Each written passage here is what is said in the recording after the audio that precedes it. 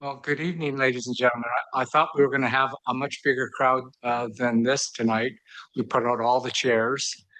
Just like to, at this point in time, call the special council meeting for Thursday, the 5th of March to order. Again, I'd like to welcome everyone that did show up tonight. I'd just like to start off with the territorial acknowledgements in honor to begin by acknowledging that we're gathered on the traditional territories of the Lekwungen speaking peoples, represented by the Kasepsin and Songhees nations. We're grateful to live, work, and play in this special place. Item 2 is approval of the agenda. May I have a mover and seconder that today's special council agenda be adopted as presented? Okay, Councilor Jorgensen and Councilor Olson. Discussion? Seeing none, I'll call the question. Any opposed? Seeing none, motion carries. Move on. My mayor's message, actually, I do notice someone in the gallery. Our mayor from next door, Mayor Sid Tobias is here. I understand the other mayors are going to make an appearance tonight, from what I understand, but welcome, Mayor Tobias. An honor to have you here. At this point in time, I'm going to move on to item 4, which is public participation. There were no written submissions received prior to agenda publication and no written submissions submitted after agenda publications. No members of the public have registered to speak virtually. And I will, at this point in time, welcome anyone that wants to come up to the mic and speak. You have 2 minutes. And just so those that haven't have done this before, there's a green light that goes on, and it basically you have 2 minutes. The amber light comes on when you have 30 seconds, at which time I ask you to wrap it up, and then the red light, you're cut off. Anyways, at this point in time, I welcome anyone from the public to come up and speak.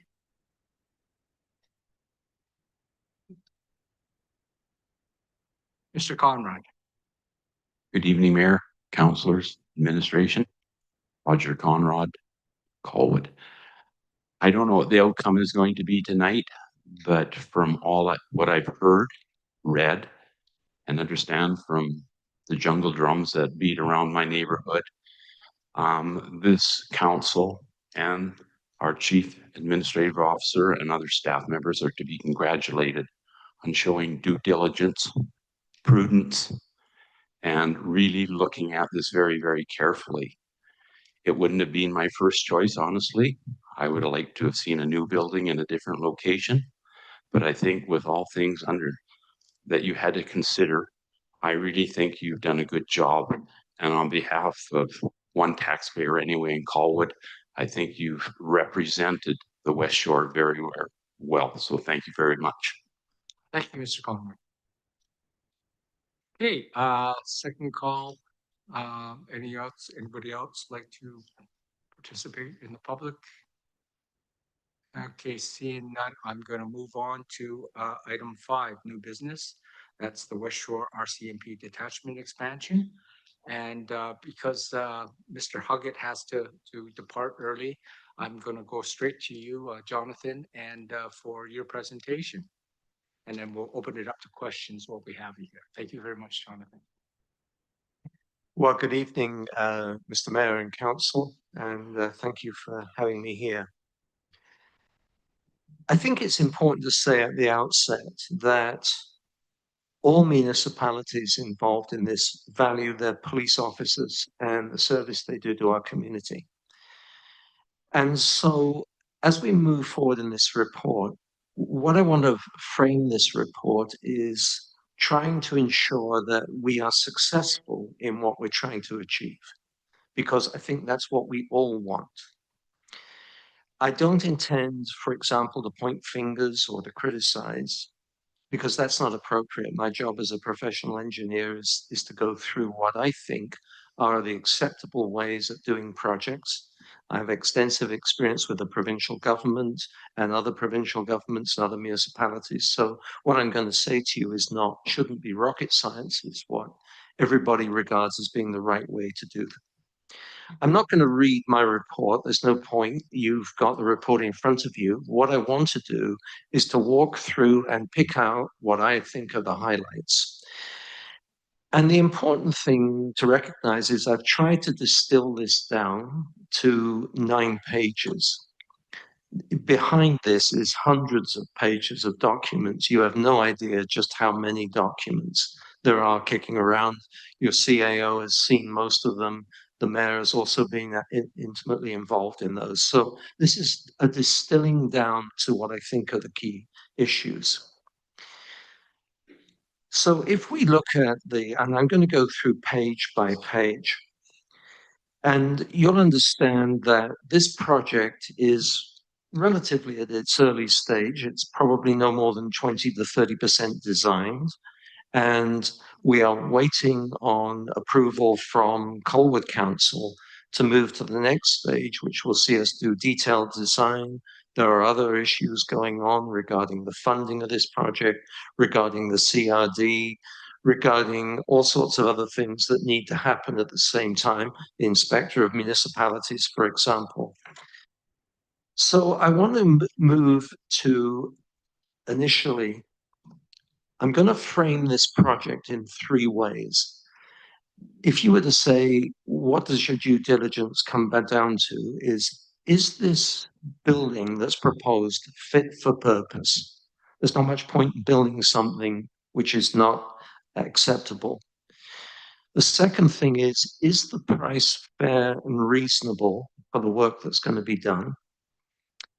And the third comes down to a more important issue, which we'll spend a good deal of time on, about communication, governance, and the information management. And again, no criticism, just suggesting ways in which we can move forward much more effectively, because nobody wants this project to end up with problems down the road. And we're doing everything we can to try and avoid that. Let me move straight into fit for purpose. So the question obviously is, does the RCMP agree that the building as proposed will meet its needs? And I think the important part of that is the mayor took it on his initiative, and it made perfect sense to write to the most senior officer available in the RCMP in British Columbia and ask him point blank the question: if we move ahead with this project, does it meet our needs? Now, as you would expect, the RCMP is a huge organization, bureaucratic. That's no criticism. It's the nature of what it is. So you wouldn't expect a very senior officer to come back and say, it's absolutely perfect. I guarantee it will be perfect for the next 25 years. But what he did address was, and I think that the mayor can speak to this, is the words are very reaffirming. He says, yes, this is the building we want. Two issues were raised. How do we deal with forensic issues? How do we deal specifically around the Emergency Operations Center? The reality is the forensic services are a matter for the RCMP to decide. It's still in the flux. We will not be providing forensic services, but the RCMP have made it clear they're the ones that fund forensic services. They're the ones that will decide how and when forensic services will be provided.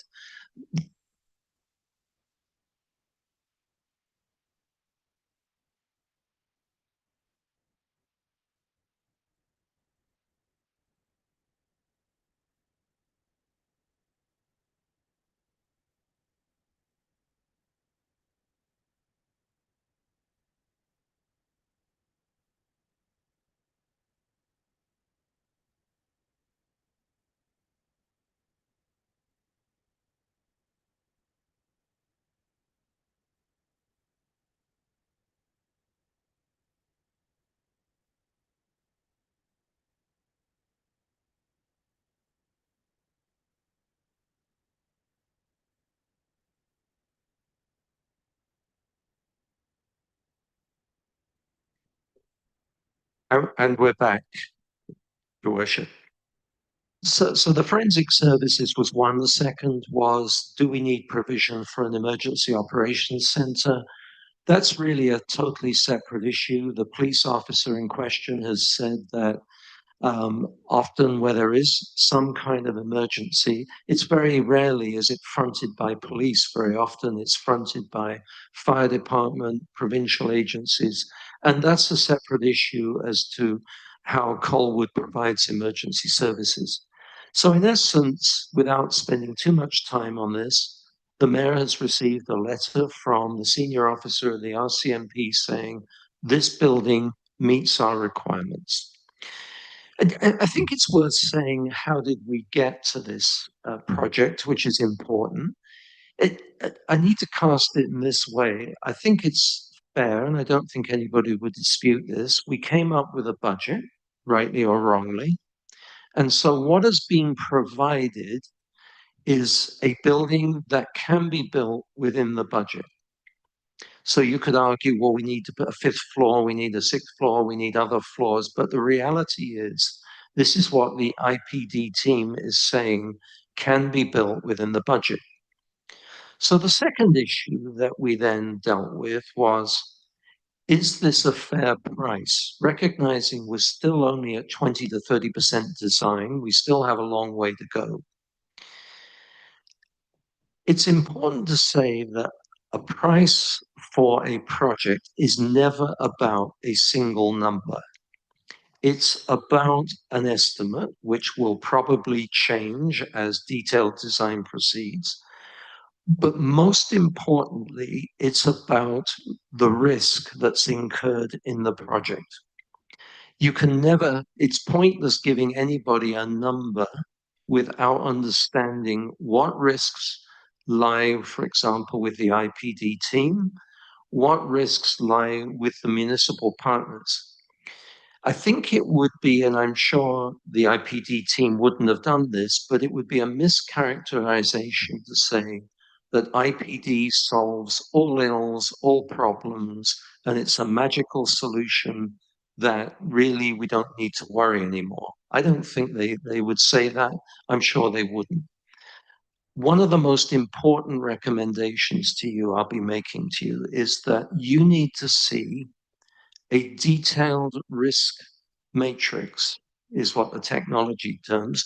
The provincial government does this in Infrastructure BC have this as the standard procedure on any project to produce a detailed risk matrix. Some of those risks will be borne by the IPD team, paid for maybe out of some of their profits, but some of those risks will come right back onto the municipal partners. And there's nothing wrong with that, but you need to know what those risks are. And I can tell you for certain, you are not completely risk-free. There are risks. An important illustration of this is it's often being characterized inadvertently in the media that this is somehow we're pouring lots of concrete and putting up steel and putting in windows and doors, and that's what this project is all about. Council knows full well that's probably, I'd say it's more than half the project, but there is the little matter of the agreements with the CRD, about the legal advice you'll need to proceed with, about how we raise money, the advisors that will be on this project. In other words, there is another world in addition to the cost of building this project. So those are important things to bear in mind with this project. One, it is a project that has been engineered to some extent to fit within a budget. The RCMP agree and have said so in writing that this is acceptable as is. And we've had an independent cost estimate prepared that in generalities, is saying the price that is there, the base cost is reasonable and looks to be about right at this 20 to 30% design stage. But there are still questions around issues in detail, and I don't want to bog council down in a whole bunch of issues. It's something the CAO will be dealing with, is what triggers the payment of when risks materialize, the payments out of the profits of the contractor. What risks are coming back to the municipality? How are we managing those risks? How are we dealing with that? Those are all very important questions that we'll get down to in a minute regarding the whole communications and governance of this project. Moving on to some extent,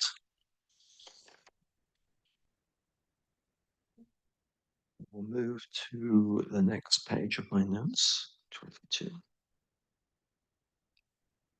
Advocates is the consultant that's produced the cost estimate. They have a lot of experience. They're a Victoria firm. I've come across them many times. They do good work. So I'm reasonably satisfied at this point that the numbers we are talking about are of an order of magnitude correct. But as I say, please bear in mind that risk plays an important part in this and who's bearing those risks. The risk allocation is a very key part of this project. I think what is being prepared at the moment, I have been unable to find what I call an owner risk matrix.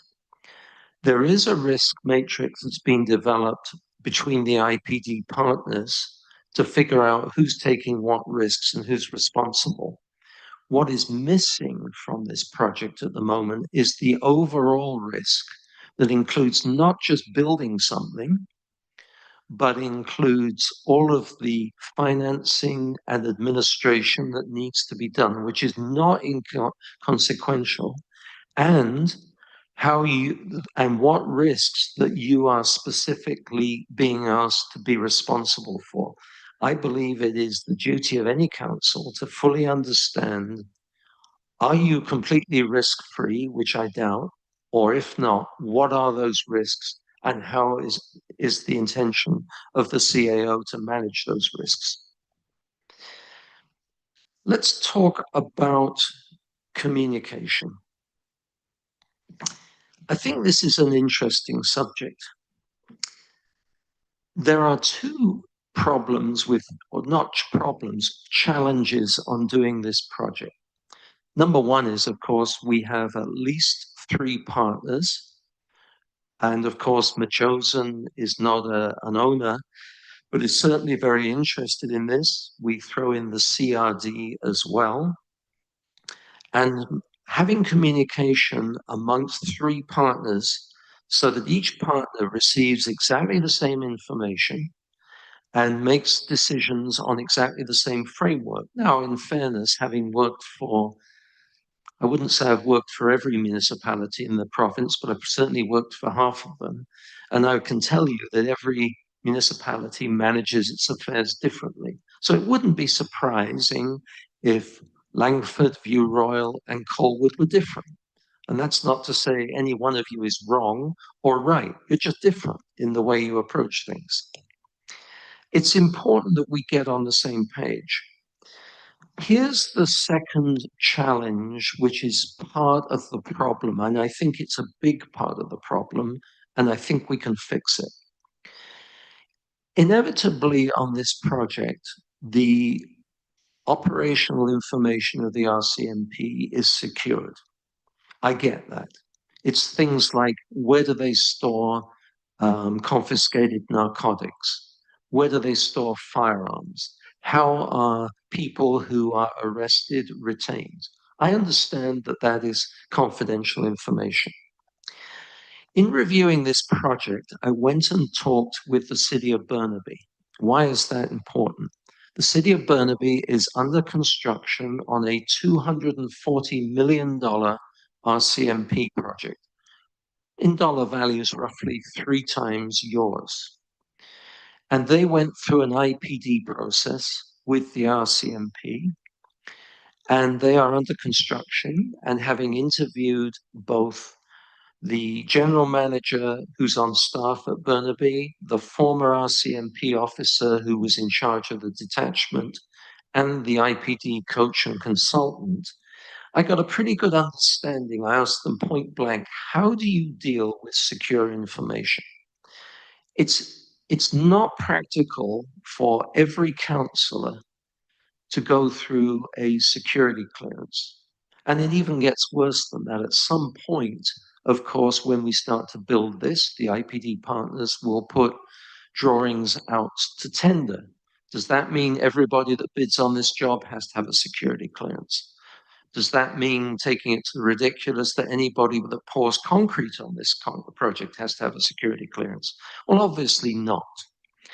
So this is the way Burnaby, in conjunction with the RCMP, handled that. You see, it was interesting in the redacted report that came forward, all of the drawings have been redacted, which can't possibly be right. And the reason they were redacted, because all you need to do on one drawing is to put a note in somewhere on that drawing that has security implications, and the whole document is polluted. So the way Burnaby handled that was they had two sets of documents. One was the general layout of the buildings. You know, is this concrete? Is this steel? What kind of floor covering is there? What's on the walls? All sorts of stuff that there is no security basis for.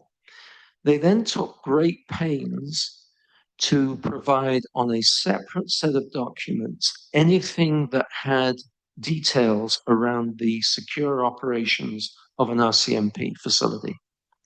The beauty of that is you as councillors can see, if you want to, I don't know why you would, every single drawing. You can pore over all kinds of information, because anything that had secure information was removed. And it's only a small amount of the information that needs to be secure. They did that in conjunction with the RCMP. So I would say, going forward, it is really important that the IPD team start to prepare their detailed designs on the basis, exactly as Burnaby did, separate the secure information into one folder, leave the stuff around. How many concrete columns are there? What kind of a ceiling is it? What kind of lighting have we got? You can have that on the general available documentation.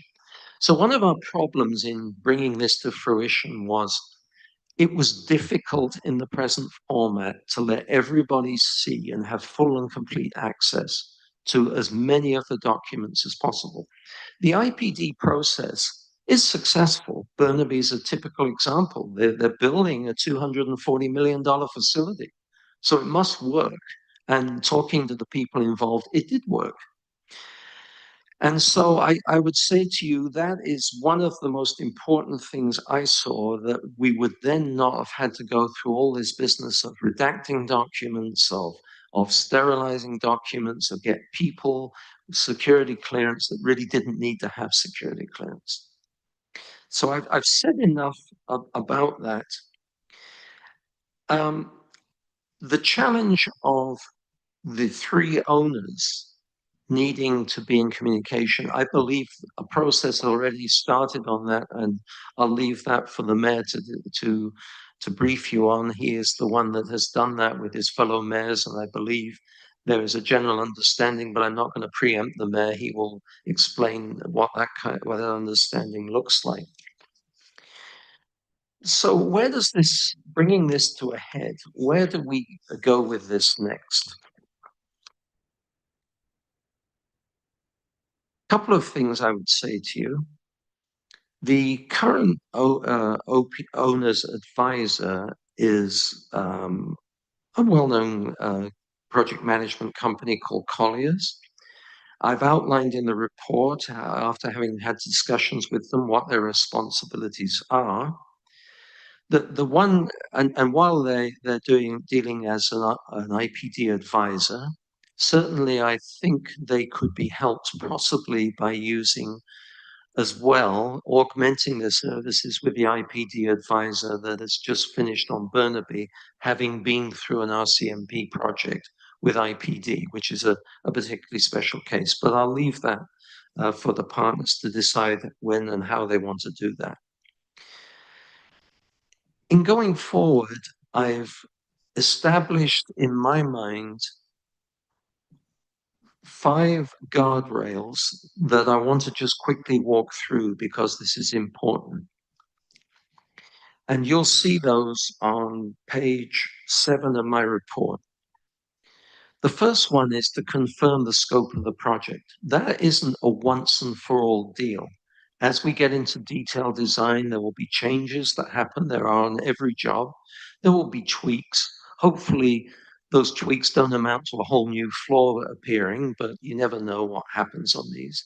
But it's important to keep a record that is accessible to all councillors as to what has been changed, how the scope has developed. So there is a change log, and every project I've ever been on has a change log. What was changed from what was initially agreed? Why was it changed? What were the implications? It's not a big deal. It should be available so that any councillor at any time can say, can you tell me why we made those changes? What were the changes? So that's an important one going forward. We need to have a good communications process in place that constantly monitors scope and confirms how it's being changed and what the implications. The second one, of course, is the confirm the cost reasonableness. Now, as I've said to you, the most important part of that is not having somebody keep second guessing the estimate. The most important part of that is to understand the risks that are on this project, because price is not a number. Price is about risk. And how is the risk managed? What are the risks? And I can tell you, having worked a lot for the provincial government's policy on its projects is you establish an owner-facing risk registry on day one, and that document stays with you the entire project. Of course, it's constantly updated as you find new challenges or risks disappear or new risks appear, those kinds of things. So number B, I would say, and number C, it is really important that you develop good habits around risk from the owner's perspective, not from the IPD team's perspective. In doing that, I noticed, for example, in some of the budgets that you've come forward to you, and again, I'm not in any way going to point fingers or blame anybody, but I saw a $15 million contingency with sort of some generalities associated with it. I can tell you in the provincial government, I would never have been allowed to put a $15 million lump sum contingency without explaining, what does this cover? Why is it in there? How did you arrive at that contingency? Now, as you are about to move, hopefully after this evening, to approve this project and move to the Inspector of Municipalities and then move to funding, you can't have $15 million unspecified lump sums sitting around an estimate. There needs to be a proper project budget going forward. That project budget needs to cover everything, because there is no free lunch. The only money we have will be provided by the three owners through the CRD. And I must admit, I've seen some budgets, I've seen some IPD work, you will have certainly seen advocates go through in immense detail. But what I've never seen is an owner's budget for the project in detail, with items broken down properly so that they can be monitored. In doing that, one of the things I noticed, again, nobody's fault, when I first came on board, I asked for a detailed financial reconciliation of the project. What I discovered was this was being done on a 3-monthly basis. My experience on a project of this size, we should be doing on at least a monthly basis. And there should be available monthly reports on how much money has been spent, what's our forecast to complete. This isn't rocket science. This is done on every single project I've ever been on. We have this project accounting. We know who spent what, why it was spent, how much is left to be spent, what is our best guess on where it's going. And council should be able to see that at any time. Otherwise, how can you possibly manage your fiduciary responsibility to ensure that public money is being properly spent? So that's another one of the guardrails. I think the other thing that is important, and I know the mayor is working through this with the other mayors on the moment, is since September, the CAO of View Royal has graciously stepped in the short term to try and steer this along. But as I've said to you, this project is more than just an IPD project. There is a whole bunch of administration that's going to take a humongous amount of time and money to sort out. And the question is, who's doing that? Who's in charge? And in fairness to the three CAOs, I don't believe, having seen how much effort this takes, that the three CEOs can possibly do that. Any one of them, all of them talented people. Do they have the time and effort and the resources to do that? I don't think they do. So there needs to be very clearly somebody who has the responsibility, and that's for the three owners to figure out who that is, how they will select them, what their responsibilities are, what their duties are, so that then you know there is one person you can go to find out what's going on in the project. It also helps bring the three CAOs and the three mayors and municipalities together so that they're all getting the same story and the same information. So the strengthening the governance and communication is guardrail D. Guardrail E I've thrown in there because you can never ignore this, but it's probably not the highest priority, which is at some point, I'm confident we're going to build this project. And hopefully it's going to be a lot sooner rather than later. But the day you open it, you are responsible for managing that building. Somebody is. And right now, for example, I believe Colwood owns about 30 to 35% of the existing building under previous sharing agreements. So that's a considerable cost to you.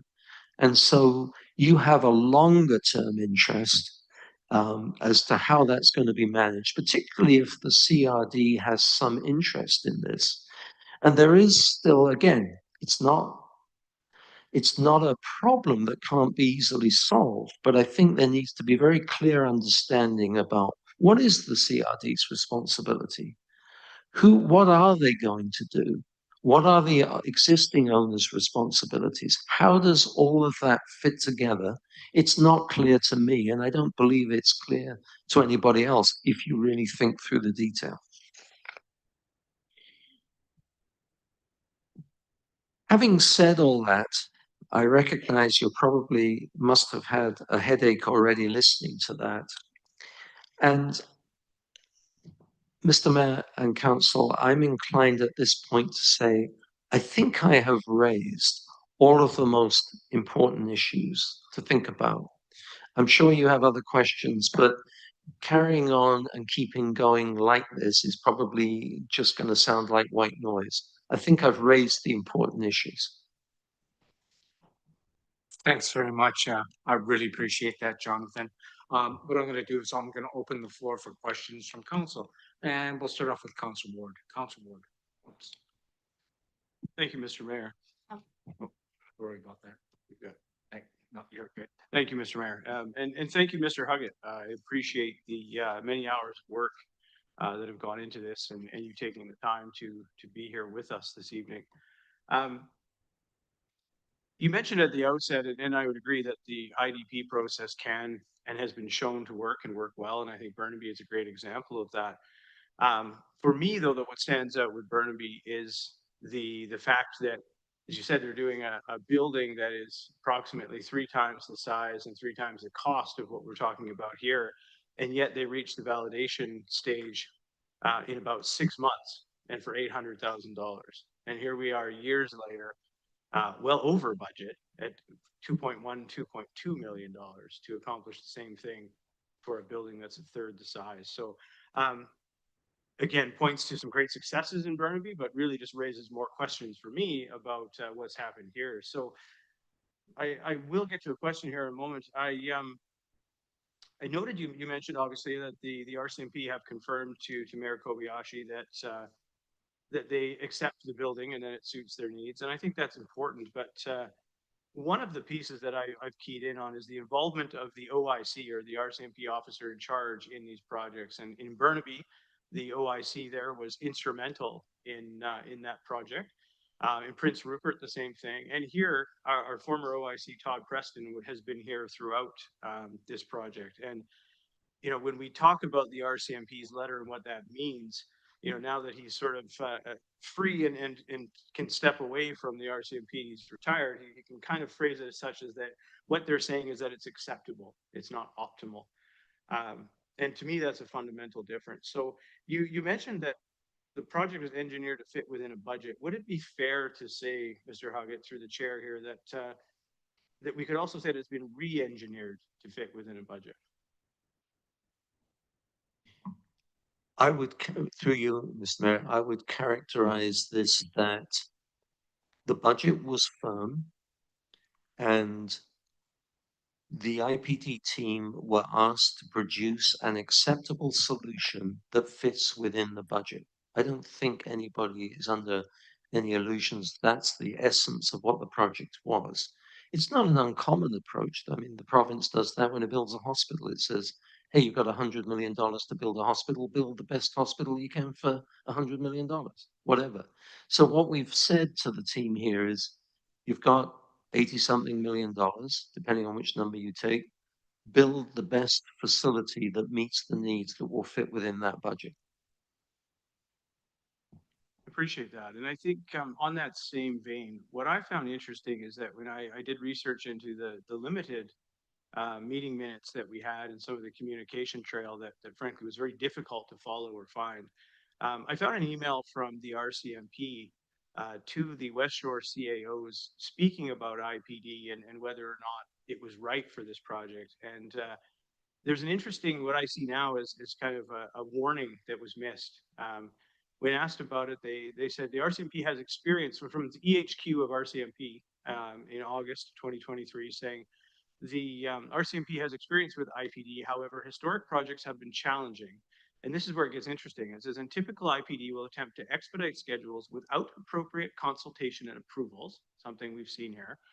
And this is the interesting part. Risk pool approach incentivizes value engineering over functional building design.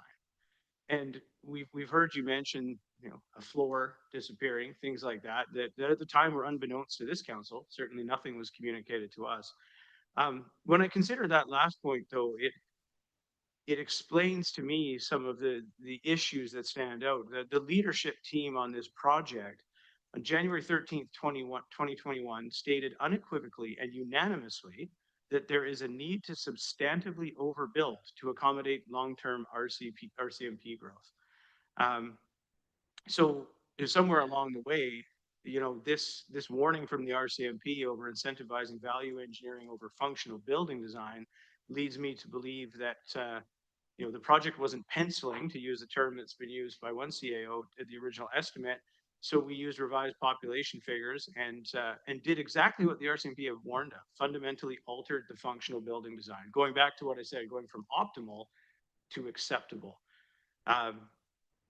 And what is really interesting here is that, this decision effectively renders next to impossible any extension on the lifespan of this building or accommodation of additional growth. And we say, well, we won't need that. Everybody's saying about this project, it's okay if population numbers have gone down or population projections, we won't need that. I would remind everybody, and Councillor Day was here for it, that the current RCMP building, the one that necessitated this project in the first place, is having to be rebuilt, because of aging, but also because the existing building is overcrowded, despite it being strategically overbuilt. So that should be a real warning for everybody involved. Mr. Hoggett, I know you've got a tight schedule, so I'll skip over a couple things here. You mentioned the possibility of looking at the Burnaby IPD advisor. I think when we get to recommendations and things at the end, that's something to consider. I've noted, and this council has certainly made reference to the fact we don't have a project manager. You alluded to the CAO, Mr. Somerville, of View Royal, graciously stepping in and doing as the best job he can. And he's, said to me in an email that, he's not a project manager. He concedes that.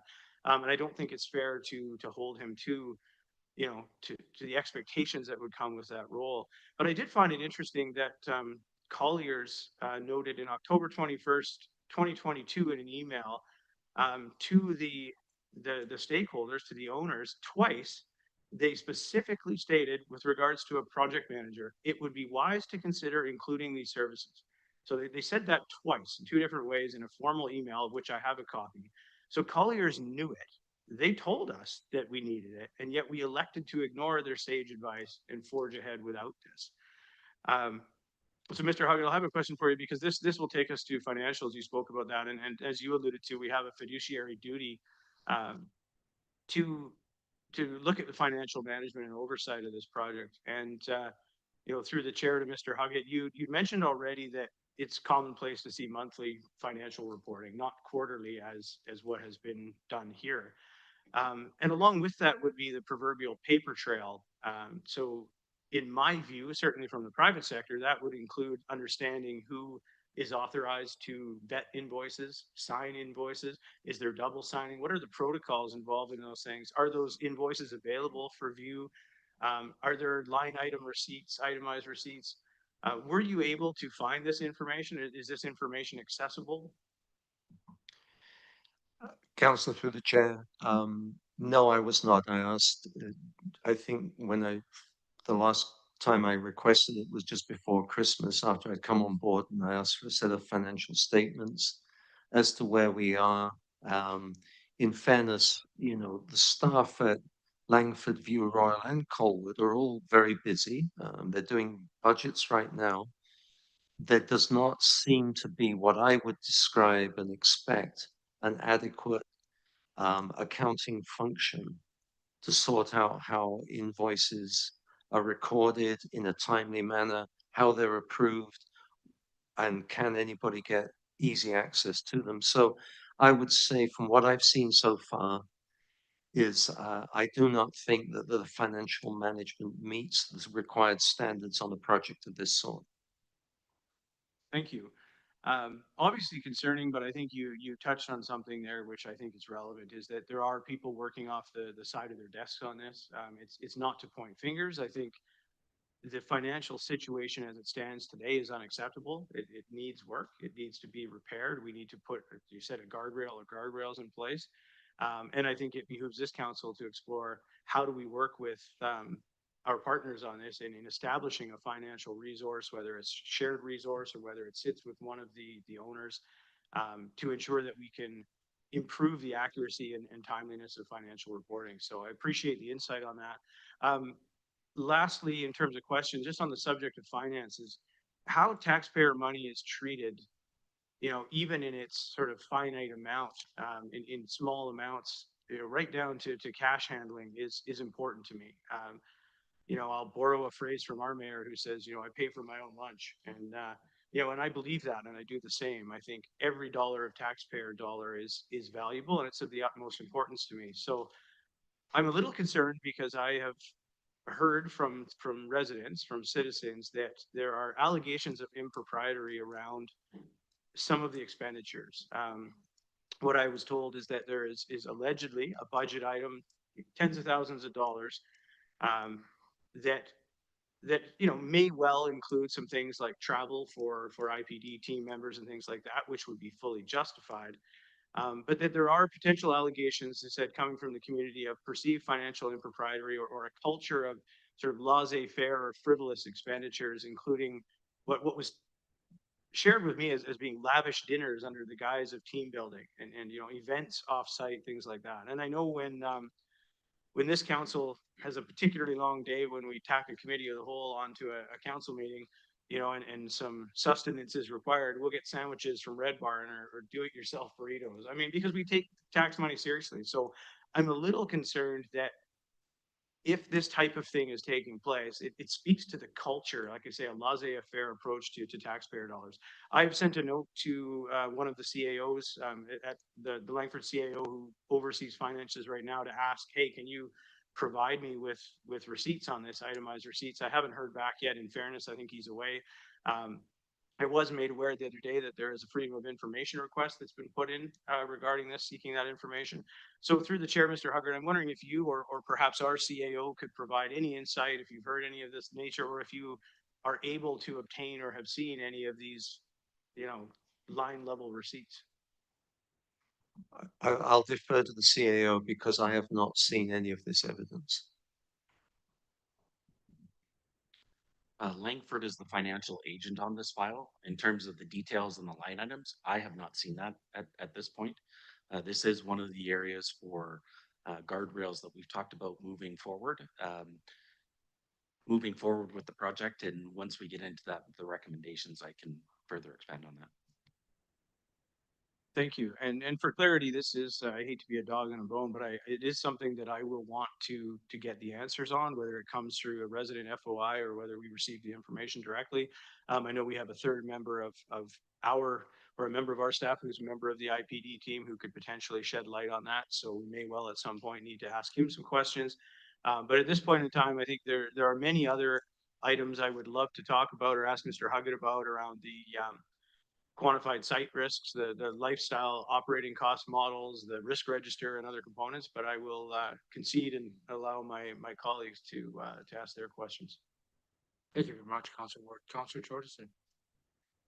For brevity, I'm just going to get right into it. I just wanted to let everybody know at this point that for 4 years now, I have asked for confirmation that the original procurement process that initiated this project, including the RFP that selected the IPD team, was conducted fairly and in accordance with proper public procurement practices. To date, I have not yet seen documentation that clearly demonstrates that review. I've also asked whether adequate analysis was undertaken to confirm that maintaining the detachment at its current location was the best option compared with other potential sites or facility approaches. Given the scale of this investment and the decades of financial commitment involved, I believe it is reasonable for council to ensure those fundamental decisions were thoroughly examined. To date, I have not yet received the assurances or documentation that would confirm that review took place. I also want to note that I have long believed that constructing a new facility on a greenfield site may have provided greater long-term flexibility. Building on a new site can allow a project to proceed without the constraints of an existing facility, including limitations around land use, parking, and the need to maintain active police operations during construction. Developing a new site can sometimes simply simplify the construction and provide greater opportunity for future expansion. That said, I recognize that the decision before us now is whether to move forward with the project as currently proposed. And my question, Mr. Huggett, if you will, is during your review, were you provided with a formal business case prepared before this project was initiated that evaluated alternative sites, project delivery options, and long-term operational costs?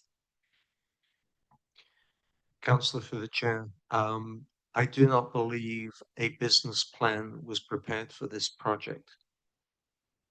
So a follow-up question to that, would you normally expect a project of this scale to begin with that type of analysis? It's certainly provincial government policy that a business plan is prepared for every project, looking at options, goals and objectives, how it is to be implemented. I don't believe that unless somebody can find it for me. I have looked and I don't believe there is a business plan related to this project. And I just have one last question for you. Based on your review and with the increase of budget in that validation phase that went from 1.2, 75% to 2.1, 2.2, do you believe the validation phase has now fully captured the major technical and cost risk associated with the project? Or could additional design stage work still materially change the cost assumptions? Just given that the current agreement doesn't have a strict cost cap, which would expose each owner to unlimited overrun, I think is a valid concern. So I'm just wondering if you believe the validation phase has now captured that everything it should. I think there's multiple answers to this. Firstly, I've said to you, there doesn't seem to be an owner risk register, and that's really important related to cost. But I think the mayor has recognized that and raised it with his colleagues, the other mayors, and I believe they all are working towards that, but I'll leave that for the mayor to decide. What I would say is that advocates did, in my opinion, and you've seen the report, I believe, I don't know if it's public, but it's a pretty detailed piece of work by somebody who has no connection to this project whatsoever and is regarded as an expert in cost estimating. So based on that, while we didn't see any great discrepancy, I mean, in fact, the number that was provided by Kinetic, who is the contractor, equates pretty much with the number provided by advocates. Where the concern is, well, who is taking what risks? And an answer that is not acceptable is the anecdotal answer I've heard before, which is IPD solves everything. Even the Burnaby team will tell you IPD does not solve everything. They've managed to do a very good job, from what I can tell, about their facility in Burnaby. But it needs to be clear that there is no risk-free option to this council. And until you see a detailed risk analysis, you can't be sure that there isn't going to be a problem here. Thank you. Thank you. Councillor Day. Questions, please. Thank you. So I guess I'm very pleased that we've undertaken this process, as difficult and lengthy as it has been, which was not anticipated when we started it. I am glad that we've done it. I think every one of us understands a little bit more about the project than we did before we did that. And I very much appreciate your report and all the work that's gone into it. But despite the fact that it's been a steep learning curve and it's taken a long time, I think there's been some really positive outcomes. And one of the things they're sort of framed in your report as the guardrails, the additional steps that we can take to improve this project so that we're all ending up with a better project in the end, because we've all put our minds to trying to make it the best that it can be. But in our motion that we have on our agenda here, we don't really have the teeth to ensure that from this table. So I'm trying to understand, how does the work that you've done and that we're bringing forward here tonight, um, how does it get realized? Councillor, the mayor may well have something to say about the steps that he's made. What I would say to you is we have an MOU in place that's been signed with our two partners. We have a project charter in place. Certainly, the mayors were actively involved in that. One of the mayors, in fact, suggested he wanted a project charter. So we have those, but the trouble with them is they're not really being used. So in other words, the great documents on the shelf, now they have to be implemented, but I defer to the mayor. Absolutely. I'll step in right now then. The teeth that this has right now is we recognize the communications issues, and it's all of us. We all were. And obviously, we started the meetings with the three mayors and the three CEOs as we've been delegated that authority. So we decided to take the leadership position and get on with this. So to answer your question, it's one of the topics that is right on the table right now, as is every single one of the guardrails. In fact, they're all on the table. And we've had the discussions right now with the mayors and the CEOs. I believe the discussions have been very good, actually. We all agree and we're getting consensus on this. And then whatever's not incorporated in the MOU and the charter right now, we have to change that. Because not, we weren't as smart as we are now today, or, just even a month ago, as we were when we first put that charter together. I think it was Mayor Tobias that actually ended up drafting the first charter. And, but we're smarter now. I can tell you that we're way smarter now. And so we recognize some of the defects of it right now, and we're trying to get around it now. We've withheld a meeting right now because of the fact that kind of said not much sense doing anything more at this point in time when we haven't done a municipal consent. So I'm not saying trust me, but I'm just saying it's being addressed and it will be implemented. Jay? Thank you. I think Uh, what's important to recognize here is this is a multi-party project. So we're part of a team, and that team being View Royal, Langford, and Colwood. And we've raised these issues in January. We raised the issues, and Mayor Tobias did put together the original project charter that we did. And these are the conversations that we've had with the mayors and the CAOs. What are some of the things that we need to do to keep moving forward so we don't wind up in this place moving forward? Because this is at the design stage, at 20 or 30% from what we've talked about. The final design needs to be completed, and then we need to get into construction. And we need to get into the proper rhythm of reporting. And that reporting, what we've talked about around the table with the 3 CAOs and the 3 mayors, is to have the project manager come and provide updates to each council. So each council has that continuing ongoing update so that we're all on the same page. And I think that's really what's come to light for us is we need to come together as that team to realize this, because having said all of the things we've said, all of the history, where we've got to today, what we've looked at is moving forward. What does it look like? And what are our options for this to be successful? It requires the partnership of Langford, View Royal, and Colwood. This has been a multi-party process. When it came to the procurement of IPD, we, as being Colwood, put out the procurement process. That procurement process was done on behalf of the other partners. Ultimately, the IPD contract was signed by Langford. We do have the procurement process that we processed, and we did through our process of procurement. But what I want to get back to is, what do we do moving forward? And these are all issues that have been raised at the mayors and CAOs meetings. And these are the things we talk about, the governance moving forward.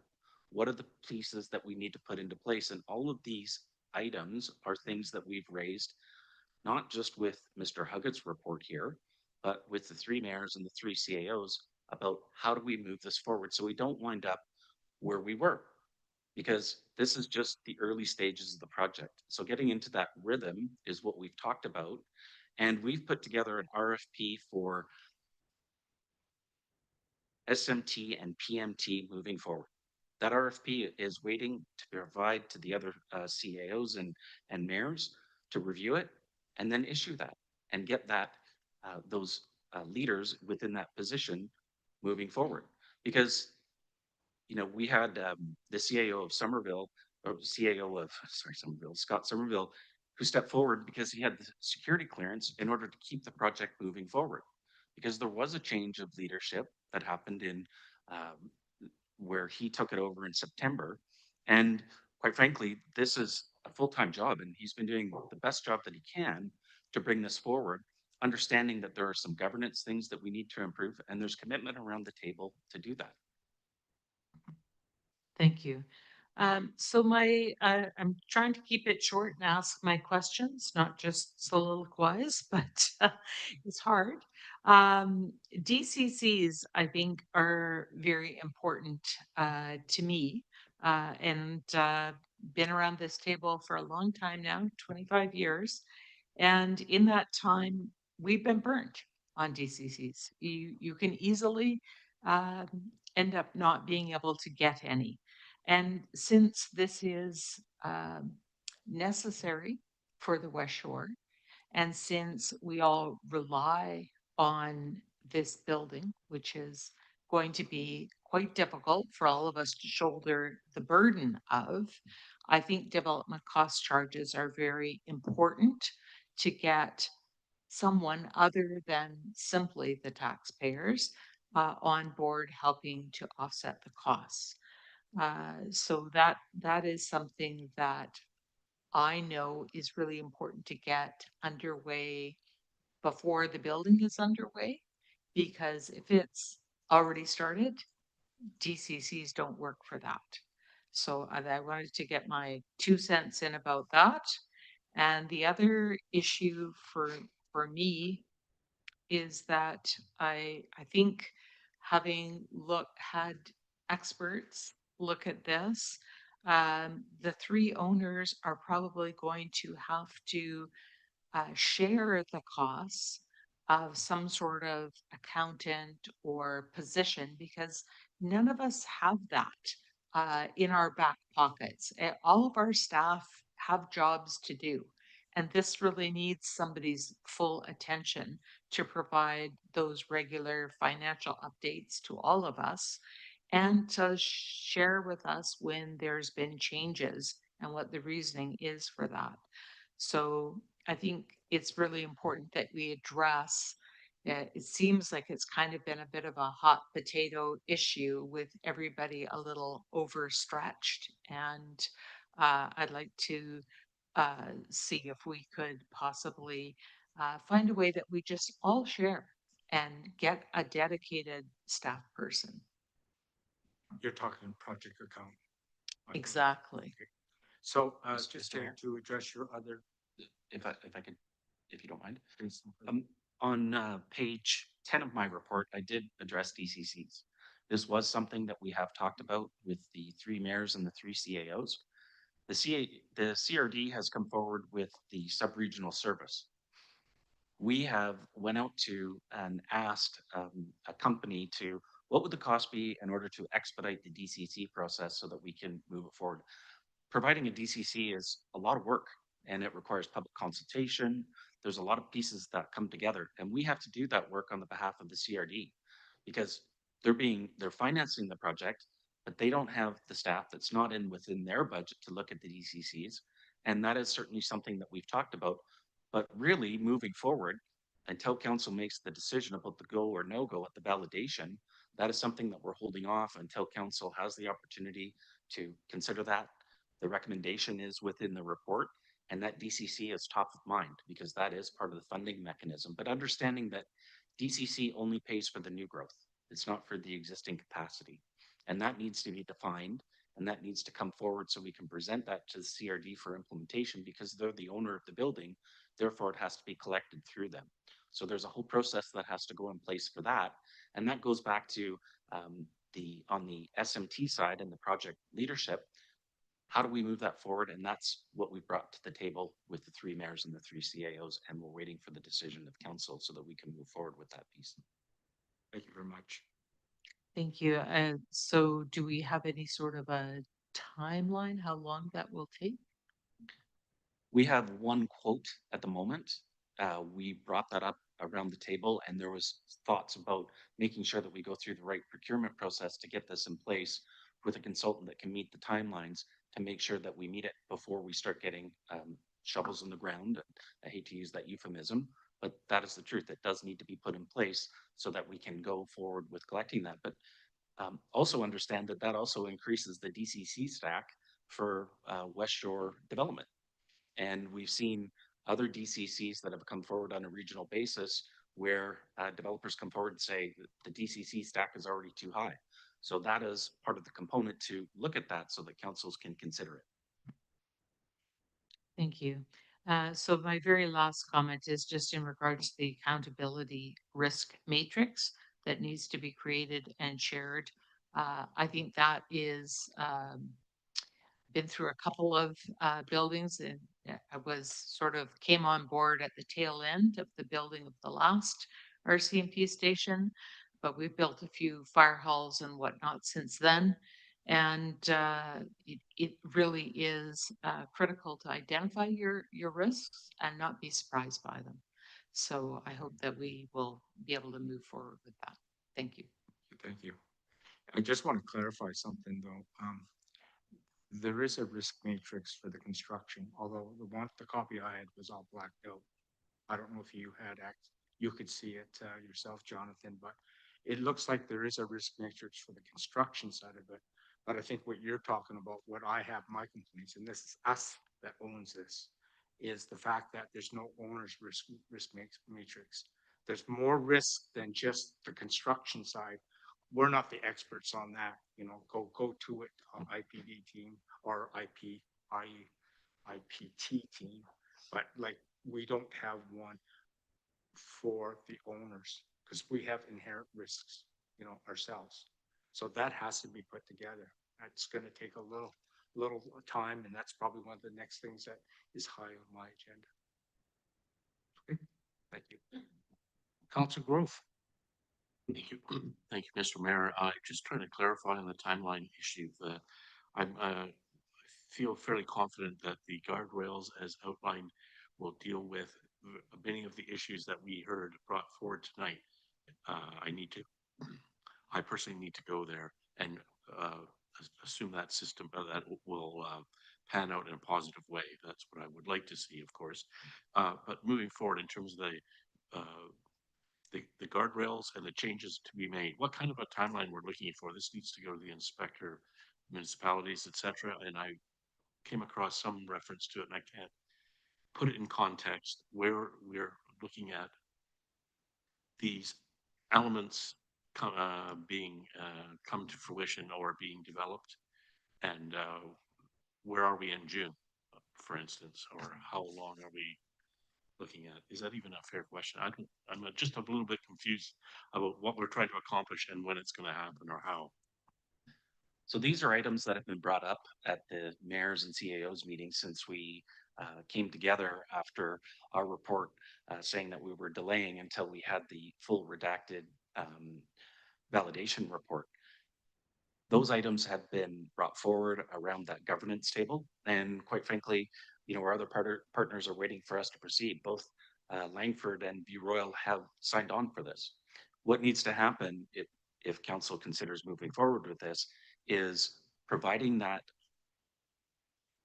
consent to the sub-regional service to the regional district. Once that consent is received, the CRD provides that to the inspector of municipalities. It can take up to 6 weeks for that to be approved through the inspector.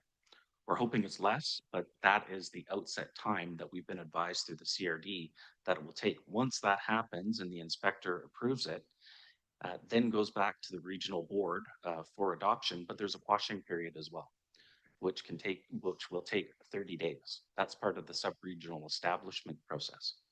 What we understand is the earliest opportunity for this to be reconsidered by the regional district could be May. So we have the time to put these guardrails in place during that period to ensure that we're covering off these pieces, and we've got agreement around the table to address these issues. And that's what's been happening at those meetings. Okay, thanks. Councilor Jensen. Thank you, Your Worship. Questions only at this point in time? Yes, please. Thank you. A few things. Mr. Huggett, quantity survey.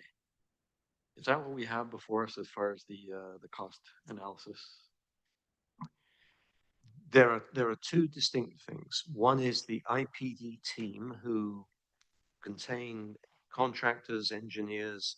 They have come up with the price that they think is reasonable. We then hired the quantity surveyor, is an independent person, not connected. He's completely ignored IPD. He's just said, doing standard process for coming up with a cost estimate, this is what I've come up with. I believe he's done good work. You can see the amount of data. I have no reason to doubt that his number isn't accurate. But we are talking one and the same. That is a quantity survey. I've heard that moniker bounced around. I just want, have we met that benchmark, I guess is the question. Yes, so that task has been done. The only thing that's probably missing is the reconciling of the IPD team's cost to the our quantity surveyor's cost, and the difference is who's carrying what risks. Just to clarify something else to the quantity surveyor with all the municipalities that we've talked to that have done IPD. always use them. It's unfortunate we brought them in later than they said, you know, it's hindsight now, we learn things, right? And they said we should have brought them in earlier, you know, just about when they were almost completed the validation report. And it could have been done in concurrently while we were reviewing the validation report. So it, you know, lesson learned. All I ever heard, Mr. Mayor, is IPD answers everything.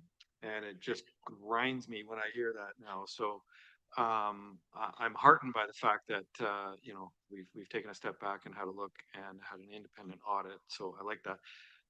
Mr. Huggett, the IPD advisor. Is this another word for a project manager or akin? No, I think there is two separate issues here. The IPD coach that Burnaby used has obviously he's just done a major RCMP building, but he has a history of 10 years of doing IPD projects as a coach. And his responsibility is things like, well, he would have dealt with the redacting issues, he would have dealt with making sure the owners are properly kept informed, all those kinds of things. I think what your CAO is alluding to is that there is a project manager who needs to look after not just what IPD are up to, because that's only part of the story.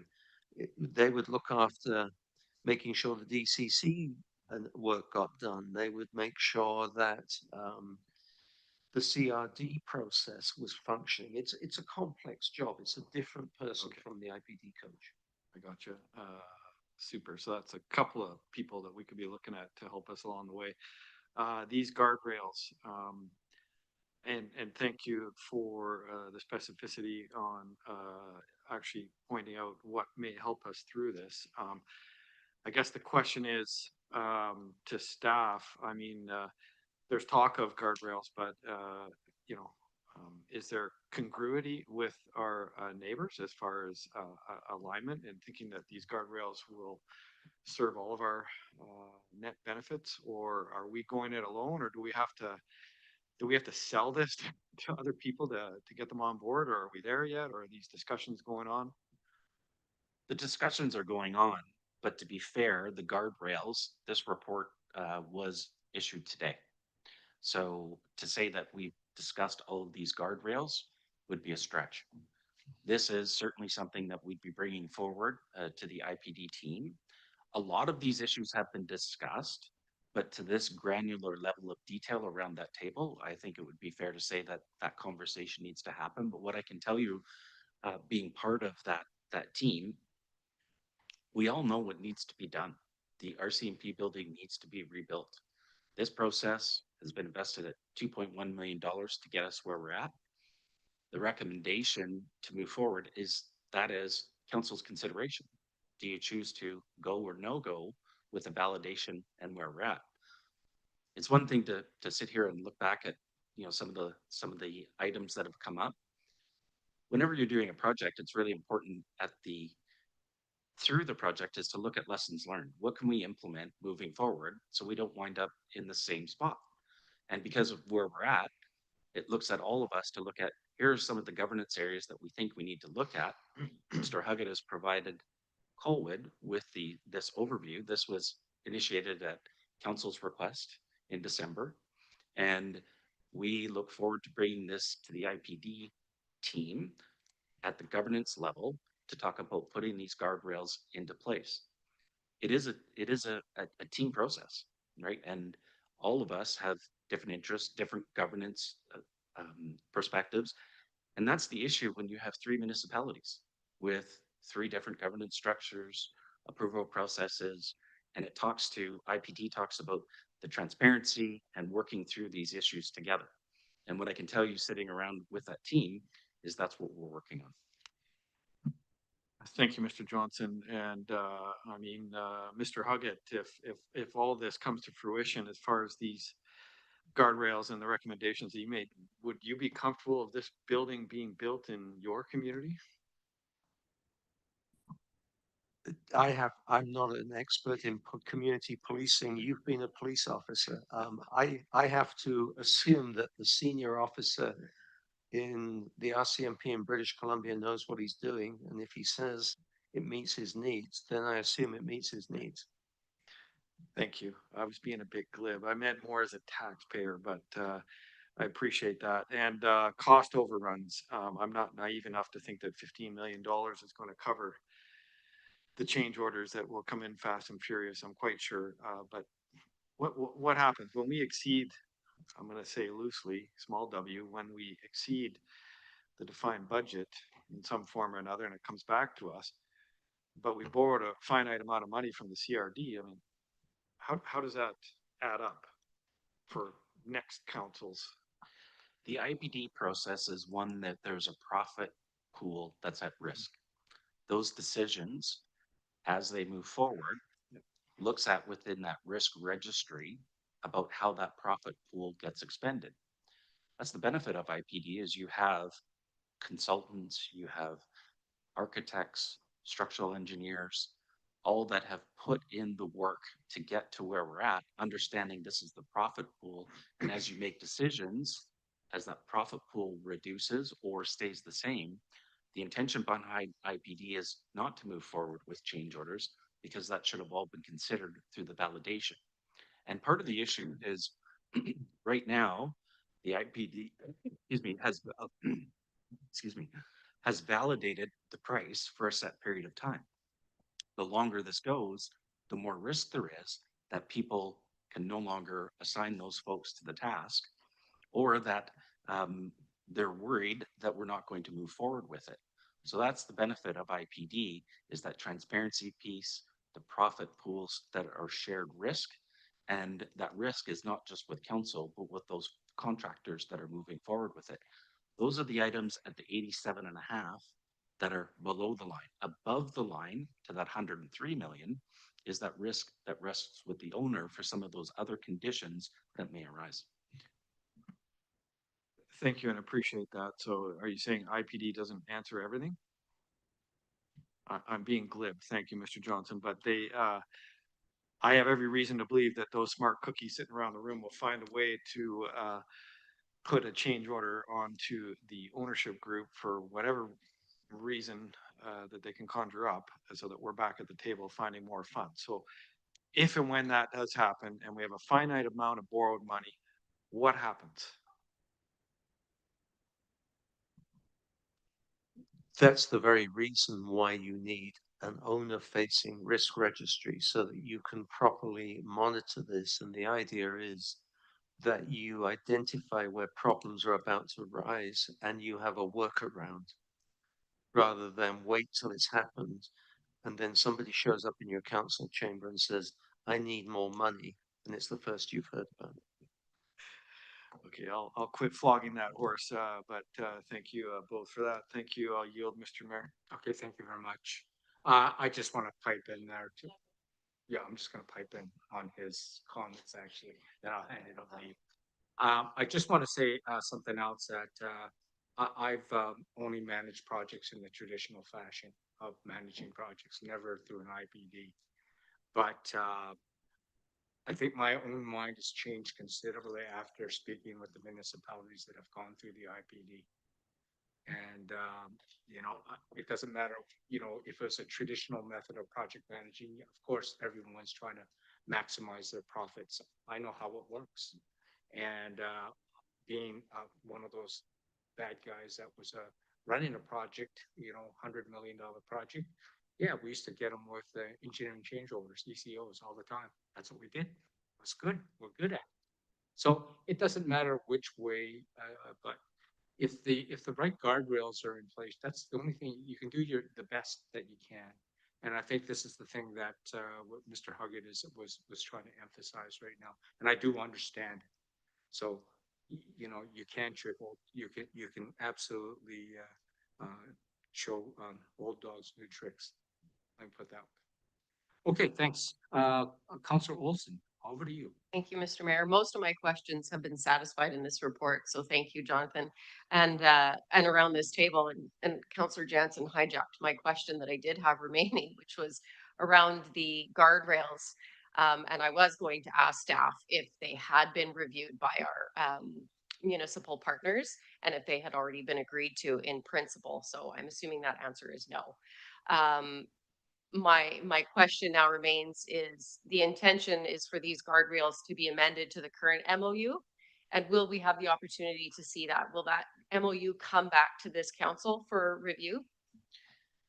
Should the MOU change, it would require the consent of the three councils because that was signed off and brought forward to this council, View Royals Council, and Langford's Council.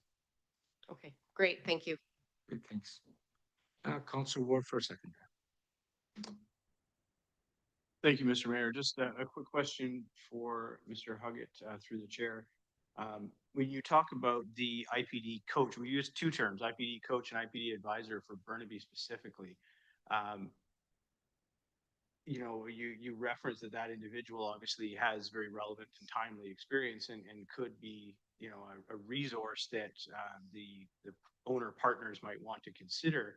But is that not a role that's currently filled by Colliers? I'm unclear as to I have seen the term thrown around owner's rep applied to Colliers, but I've also seen that applied to Mr. Somerville. And I've heard Colliers referred to as the IPD coaches in this case. And so I'm just looking for clarity about, you know, is there a clash, I guess, of roles potentially there?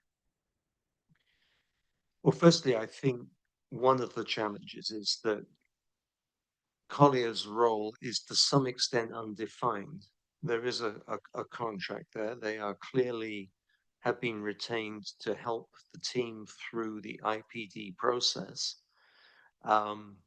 They were not appointed as a project manager, but there doesn't seem to be a project manager. So inevitably, I guess some of their work has migrated into other areas. But I guess what I would say is nobody has a monopoly on good ideas, in fairness to Colliers. Through the discussions with Burnaby, we identified this one individual has a long history of 10 years and has just finished a major IPD project. It seems to me to be a reasonable thing to bring the expertise of this individual to bear. I talked to him at length. He impressed me no end, that he actually knew, he knew exactly what he was doing. He'd had the experience of the challenges. When I put to him some of the challenges we were facing, his comment was, "Oh yeah, we had that too, and this is what we did about it." So I think that kind of expertise is really helpful to the team. Excellent. No, thank you, Mr. Huggett. I was just looking for some clarity on that. I think pending other questions for a second round, Mr. Mayor, I'd like to move a recommendation that I have provided to corporate services. Okay, Not to preempt, but we have 8 minutes left for Mr. Huggett. So Okay, any other questions for Mr. Huggett? Okay, on that note, okay, Councillor Day, and then we'll let Mr. Huggett go. Thank you. I just wanted to know, Mr. Huggett, if you would make yourself available to any of our municipal partners to answer any questions that they might have. We've had the benefit of your report. We very much appreciate it. We're trying to bring a collaborative spirit to our municipal partners. And so in that spirit, I just wanted to know if you were available to them, should they have any questions about your report. Through the mayor, at the moment I'm retained by your CAO, and assuming he has no objections, I take my direction from him. If he says, yes, you can talk to them, I'm sure he will. I'm happy to do that, providing I have his consent. we're more than happy to make Mr. Huggett available to the mayors and CAOs for what the recommendations are moving forward. That would conclude Mr. Huggett's assignment on this because we contracted him to look at this project, where we're at, bring these recommendations forward, and certainly more than happy to do that. Thanks very much. And then on that note, Jonathan, thank you very much for all the hard work you've done over the past few weeks, and I really appreciate it. I mean, your report is pretty comprehensive, and your executive summary was even better. It was easier to understand. So thank you very much on behalf of all council. Really appreciate it. I appreciate the team and the people at Colwood who've been outstanding. So thank you for giving me this opportunity. Okay, thank you. And just before we go to motion, I'm gonna take a health break. That's okay with everybody.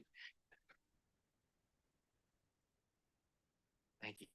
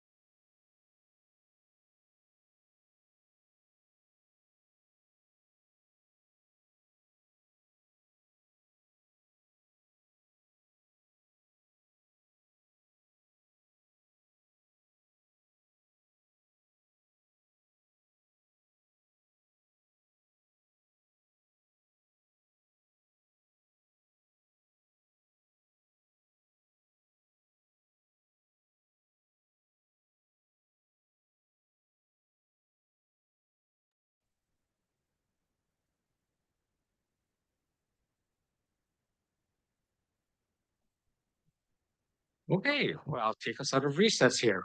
Councillor Ward, I'll turn it over to you if you want to make a motion. Thank you, Mayor. I will move the recommendation.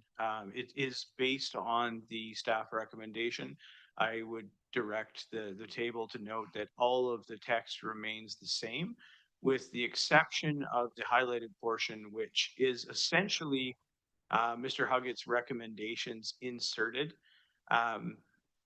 And I think I've tried, again, I think it's critical here. I think if I may sort of somewhat motivate as I explain it. We've heard that IPD can work. We know that it's worked in Burnaby.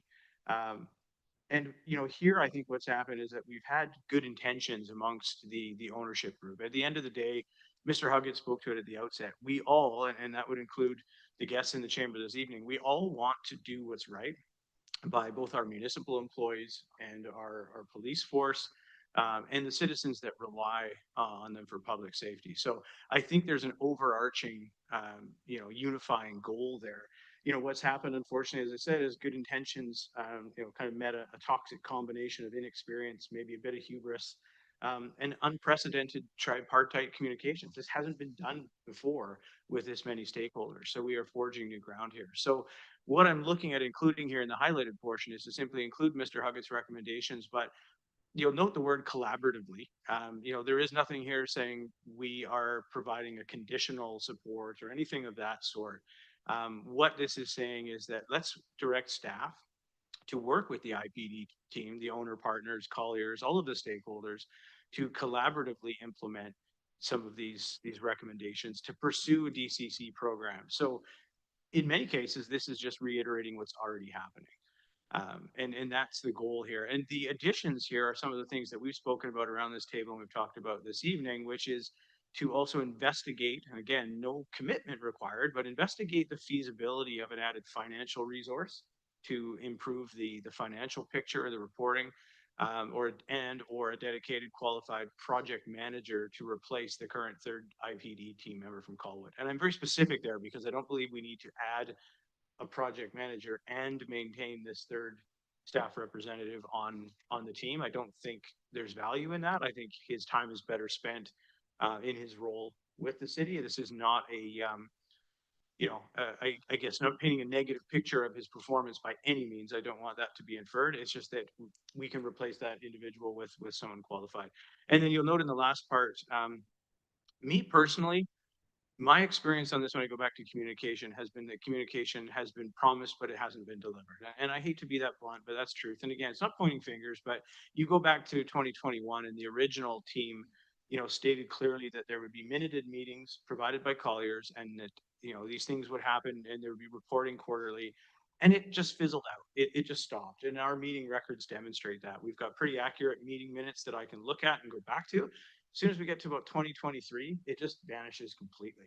This council passed a resolution when we solidified the inclusion of the mayor and CAO as part of this team that we would get monthly reporting. Again, it started briefly. Our former CAO, frankly, made it pretty clear he was disinterested in keeping that alive, and it fizzled out. And that's one of the reasons we're here today. So I'm just looking to actually establish firm reporting so that it's mandatory, as I say here, that this council at least would receive, and I imagine the other councils would want the same, minimum quarterly reports, but also on an as needed basis, which aligns with the original note of, key project milestones. So not a lot of deviation from what was originally here, but I think it makes it a little bit more robust in terms of what this council needs to move forward. Okay, thank you very much. Do I have a seconder on this motion before I put on floor? Okay, thank you, Councilor Jordison. So we'll go to discussion on this, and we'll start off with Councilor Ols. Well, maybe I can circumvent some things here. I guess I can speak on some of these items here right now, and I'll just give you from my perspective. That whole paragraph that you have there, respectfully, we're addressing this right now as we speak. In our ownership group right now, we're even talking about a project manager, and I guess what I'm saying is that we actually don't have access. If we follow the hierarchy, right, we don't have that dotted line to the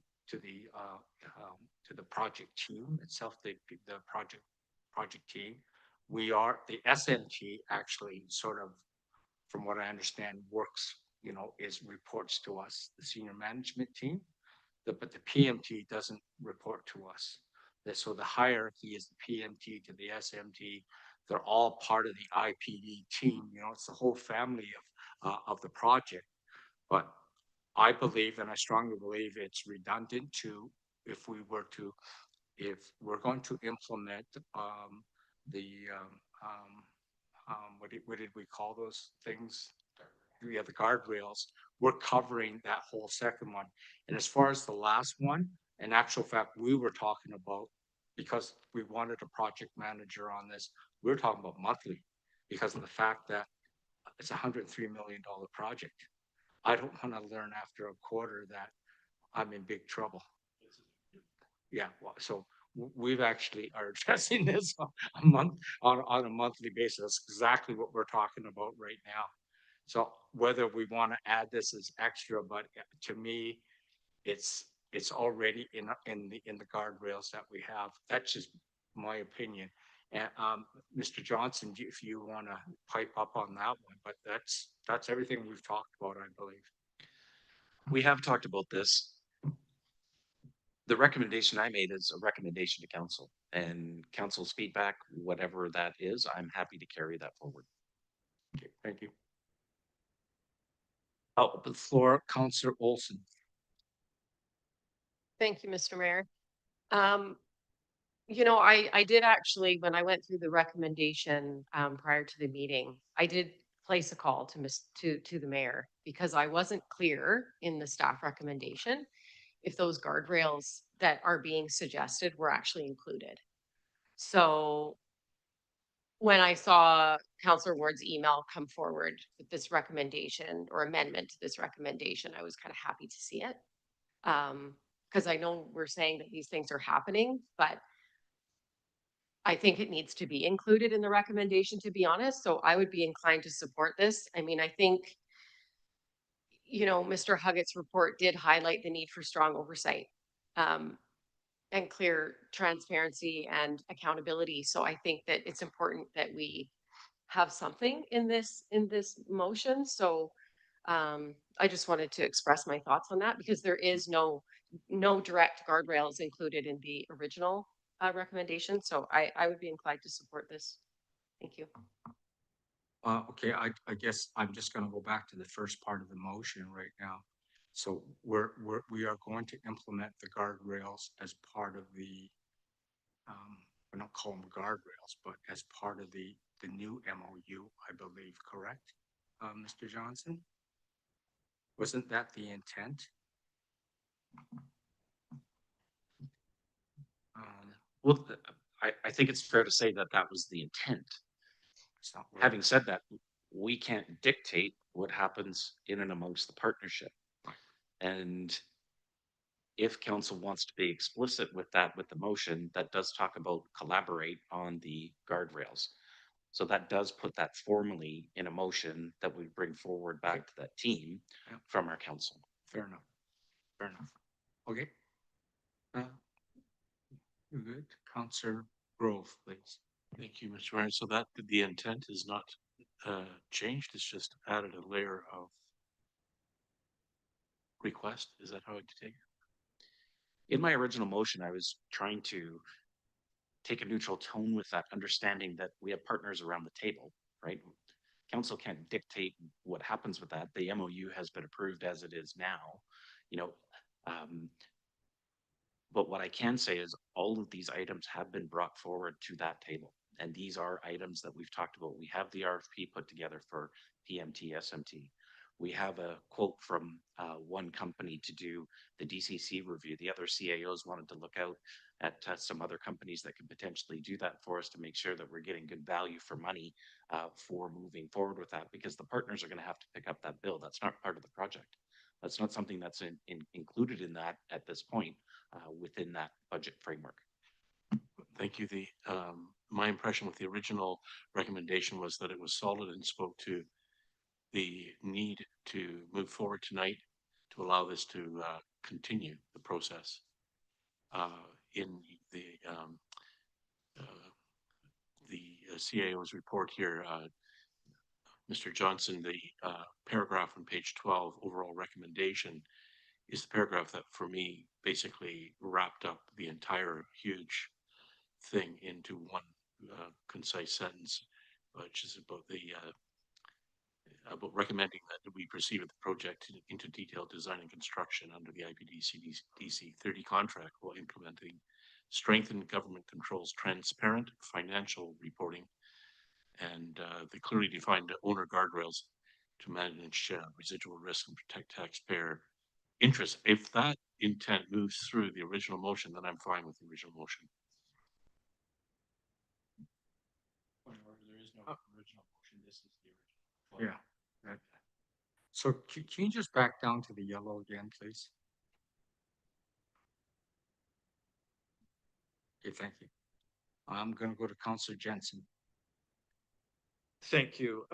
If we can clean this up a little bit, Mr. Mayor, quite frankly, the way I read this, this is an amendment, a suggested amendment. So are we No, voting on the it's a amendment? motion. No, this is a motion. Okay, so, so The this was- recommendation was never, Okay, I got you. tabled as a motion. So I will ask a couple of questions that pertain to this addition, to the original, recommendation. I feel like it's very specific. So if any one of those things doesn't occur or is missed or doesn't come to fruition, you know, are we back here at square one again? And I would like to know Mr. Johnson's, feelings on this. I feel like this is happening. So go ahead, Mr. Johnson, sorry. I think the mayor and I have spoken to this a number of times that this is happening around the table. This would put that qualifier in the council's motion that you're wishing to engage with the IPD team, colliers and other key stakeholders. It's not saying that your approval is conditional. This is saying collaborate on these items that we brought forward within this report. And this does take the items from the report, put it directly in a motion, but it does talk about collaborate and engage with the IPD team and with what we're doing with the CAOs and mayors. It's inherent. I believed it was inherent in the initial motion, but if council wants to provide that clarity, this does provide that within the motion, if that's what council wishes. I guess my question specifically, is there any risk to this additional language derailing something that's already occurring?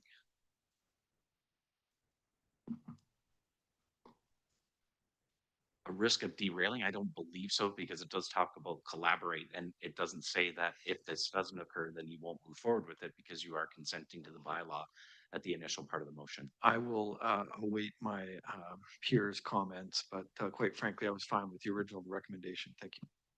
So IBT team, I just want to get a clarification. Is it the owners group or the IBT? Should be owners group. That's what I thought. Then I understand this a little bit more. Okay. I'll go to Councillor Jordison for the first time, and then I'll come back to you, and then Councillor Day, then back to you, Councillor Ward. Thank you, Mayor. I think by this motion, I think what we're trying to ensure is that this becomes the official direction of council. From what I understand is that those guardrails are pretty important to us, and that if everybody's already working towards them and it's everybody's all happy and moving towards that way, I don't see any detriment in putting it into the motion. Realize we can't force anybody to do anything, but I think what we're signaling is we're trying to create accountability, and we're trying to ensure partner municipalities understand the expectations. It's an intermunicipal governance record, and I just, quite frankly, if the guardrails aren't going to be supported, then I'm not supportive. Like, I have to be frank about that. I think the guardrails are specific project management responsibilities that need to be part of this project, and they've been missed, and we have a report that says so, and I just think we need to do better. So I'm just hopeful that we can leave them in, but you know, it will be what council decides. Thanks. Thank you very much. Councillor Day and then Councillor Ward. Thank you. So I'm in favor of the additional wording. And my reason is because, having been here a long time, it's not always obvious what council was trying to achieve. And things do change over time. You adjust and you change. And I always liken any of the things we're trying to do that are complex like this as trying to get the octopus in the boat. And they have a lot of arms and they're slimy and they wriggle. And that is life. It's slimy and it wriggles. And I would like to, as much as possible, communicate very clearly, both to our owners group, to the IPD team, and to the residents who are going to have to pay for this and live with the consequences of anything that doesn't quite land the way we wish it would. That that we tried our very hardest to make sure that we had all the right things in place and communicated as clearly as possible. Now, it may not be hard and fast. It may not be a law. They may not throw anybody in jail if it doesn't turn out the way we want it. But at least you can know that this is what we were trying to do. It's backed up by a report with lots of good information in it as to why these things are important to us. But this reflects what we're trying to achieve. And I'm willing to learn. I'm willing to be convinced that there's a better way. But for this point in time, where we're putting a lot of money on the line, I would like that communication to be clear. Thank you. Mr. Arnold, Yeah, go ahead, please. I'm sorry to interject, but I think it is important. It's not the IPD team or Colliers. This is the owners group, right?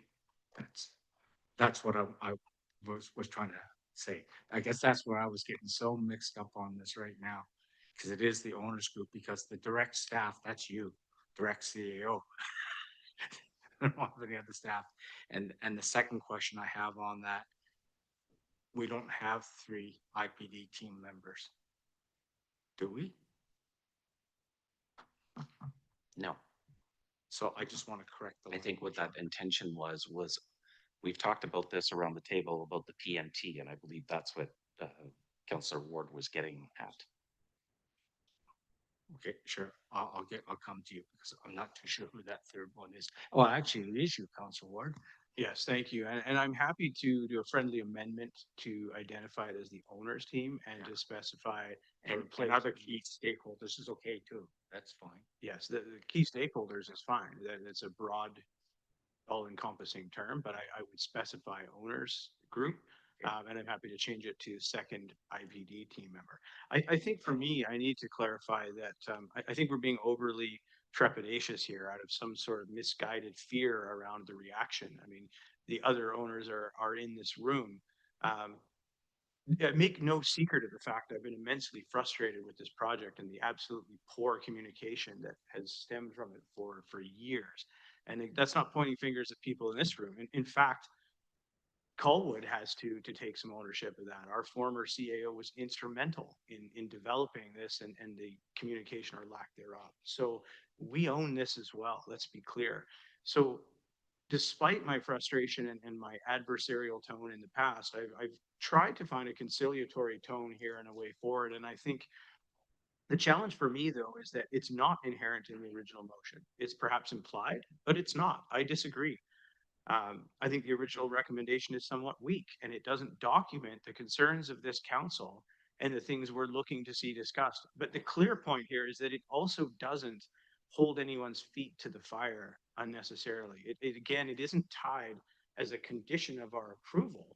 It is merely suggesting that we collaborate with our partners on these key things. Now, we mentioned the comment came up, well, does it derail things? The only way it could derail things would be for purely political reasons. Quite frankly, there is nothing there. Anybody that looks at the readers could say, well, actually, we're not going to engage in that. We don't want to talk about that. That's a personal choice or an organizational choice. But if these things are, as you say, inherent in there, it shouldn't matter. The worst case scenario, you're somewhat duplicating them. And I would argue all you're doing is breaking them out then and being very specific. Because one of the issues I find, and I digress a little here, but when you go back and look at previous decision making with this council or any other council, it's often hard to understand what actually happened. When you look at the meeting minutes or the motions that were there, they're fairly concise, they're fairly succinct, and they don't speak to it. So if we don't include this, someone might look at this and say, well, Jonathan Huggett explicitly recommended these things.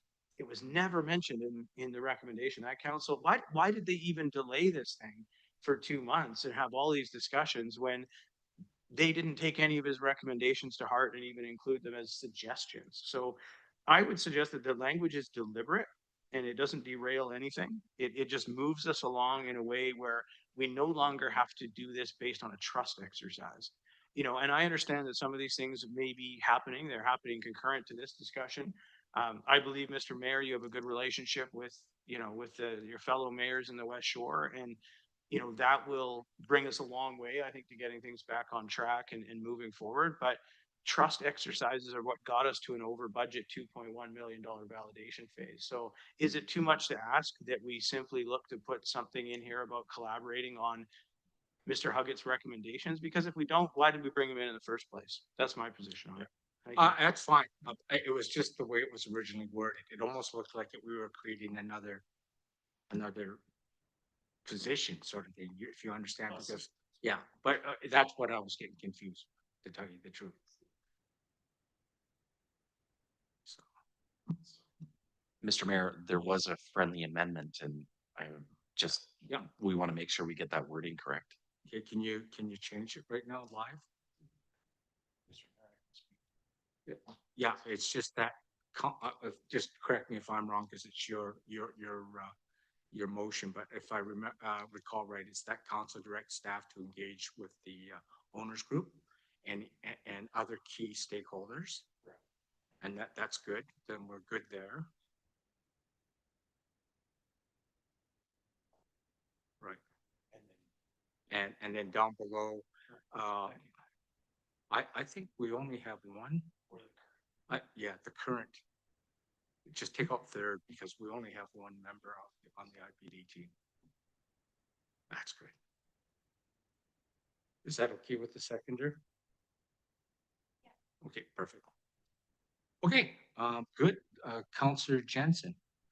Thank you, Worship. Specific to the motion before us, you know, I appreciate the discussion. I appreciate what we're trying to achieve, and I think it's consistent with what's come up around the table. So I applaud my counterpart for his efforts. I am going to throw a couple things out there and see what sticks, though, or I have concerns with financial resource. I don't know what that means. Can we be more specific, or is there another way to word that or phrase that? Financial oversight, or an accountant, a project accountant, or what have you? Because I mean, maybe it could be QuickBooks in a computer, the way it sounds there. Also, project manager, is that our project manager, or is that, if it's replacing someone that represents this community on the team, are we then lessening our input on this particular? I mean, I forgive my ignorance on IPD and this current structure and all that stuff, but is that a Colwood project manager, or is that a project manager for the entire thing, or where does that land and what are we trying to achieve? I guess those are more questions for the mover. If there are some answers, then fantastic. But sure, absolutely. Councillor Ward.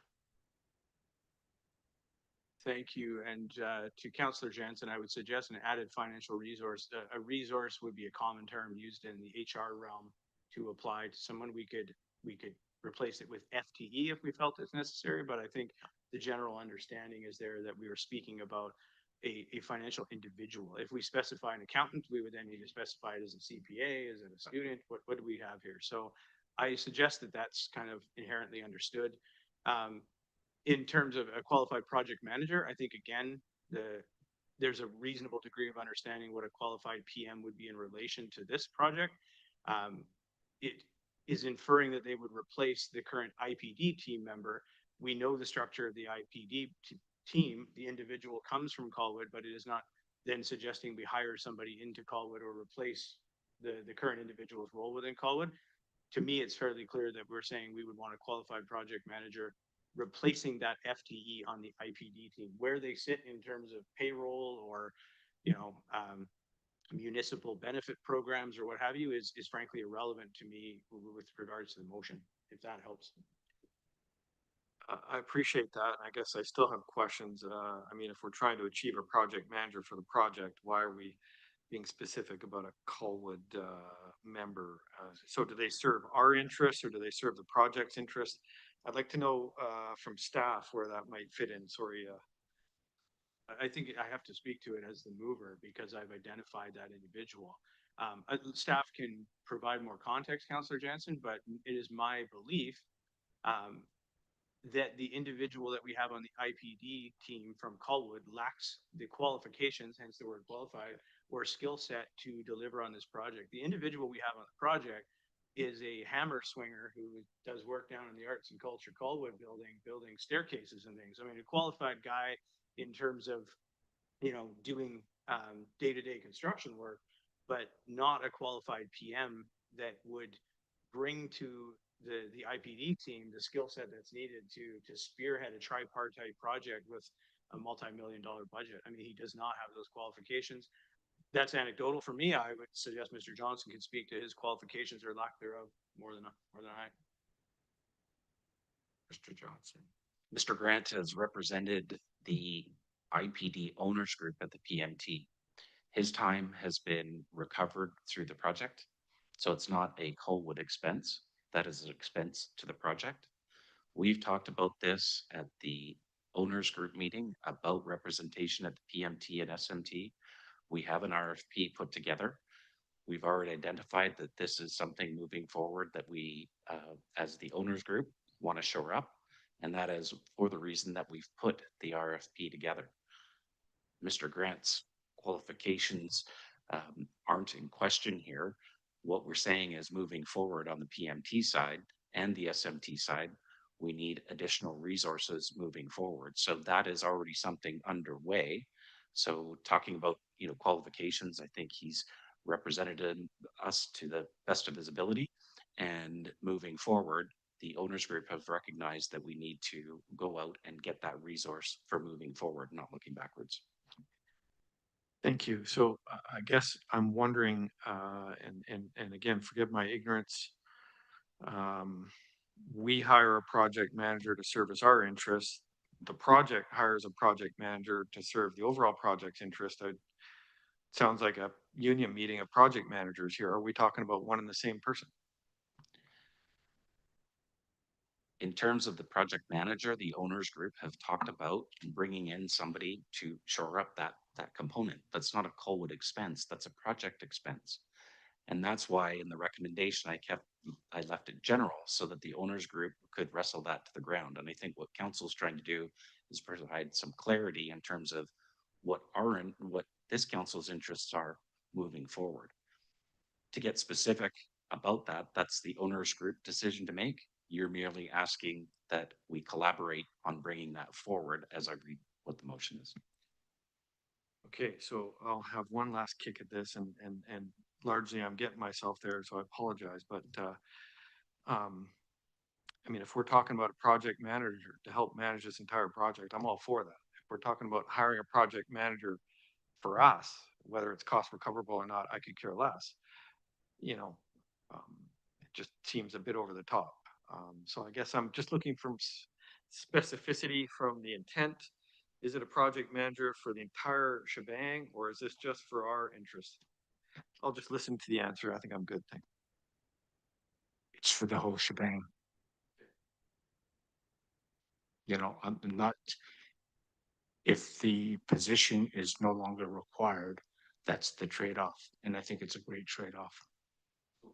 All I would say is that's not what's specified there. It's something about replacing our. No, it says to replace the current IPD team member from Colwood. That's how I interpret it. No, you don't see that? Sorry, Mr. Mayor. Oops. If we're talking specificity and what we're trying to achieve, it doesn't say hire a project manager for the entire project. It talks about replacing someone that we have on the current team with a project manager.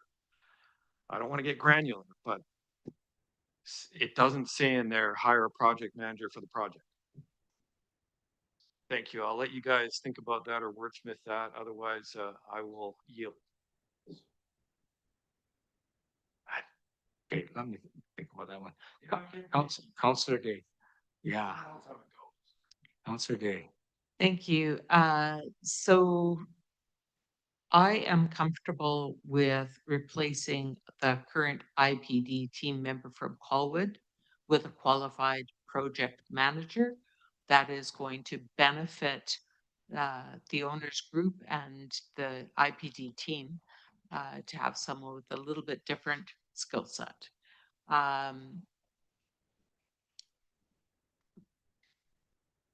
And I just wanted to speak to, there was a discussion earlier about, I'm just looking for the spot now. Where did it go? The financial resource. So that financial resource is referring specifically to an accountant who would provide regular financial updates and maintain a change log so that we could all see in our monthly, quarterly reports what has changed and what has been expended on an ongoing basis. And that is where I was speaking earlier about that we all need to cost share on this because it doesn't magically come out of somebody's back pocket. It just none of us have the spare people, the spare resources to provide this necessary part of what is required to really be able to communicate what's happening month by month, year by year as this project works its way to completion. So I think that a financial resource is a good enough description, but I just wanted to be very clear that what that is the thing that we were talking about with Mr. Huggett about providing regular financial updates and maintaining a change log and being able to communicate that out to all of the members. And as far as the project manager, that was something that we talked about with Mr. Huggett, that our team member that is being seconded from Colwood, if you will, needs to be a project manager. Thanks. Thank you. And Councillor Grove. Thank you, Mr. Mayor. Appreciate the refinements here and the, can we just remove the highlighted item there? So it ends with qualified project manager. Is that the intent to show that it's replacing an existing, what I'm Councillor Ward's intent there to, Yes. rather than just, otherwise it sounds like it's creating Yeah, a new on position. on the IPD team, just to clarify for you, on the IPD team. Yeah, so I mean, There's a thing called the PMT, the Yep. project management team, Yep. and we have a member that is on that PMT right now from Colorado. right, I'm just thinking about the wording here to replace the current IPD team member, which I feel that Councillor Jansen spoke to, tripping over that a little bit, and I do find it difficult to quite place it, but I'm happy enough to support what we have here because I think we're tripping over things that don't really exist. Thank you. Councillor Olson. Thank you, Mr. Mayor. I'll be really brief. I think I agree with you, Councillor Grove. I think that this is very self-explanatory. I think we're all getting way too granular in the details. I mean, essentially what we're looking at is replacing the current person that we have on staff that is representing IPD and does not have enough experience. And we would like somebody that has more background knowledge. And I think this explains it perfectly. So I support the amended motion from Councillor Ward. Thank you very much. Sir Jordison.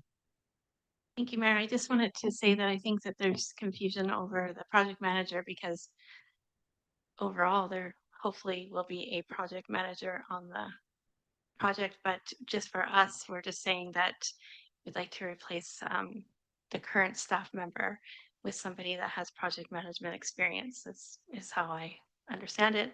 And then the part about the financial resource, it is apparent that we don't have, the financials aren't in order right now. So whatever that leads to, whoever that is, we need something to take care of that as well. Thank you. Thank you very much. Any other discussion? Any other discussion? Seeing none. I That was a friendly amendment, right? So I am going to call the question. All those in favor of the motion, please. Okay, any opposed? Of course, none. Motion carries unanimous. And on that note, I'm going to adjourn the meeting. Sid, thank you.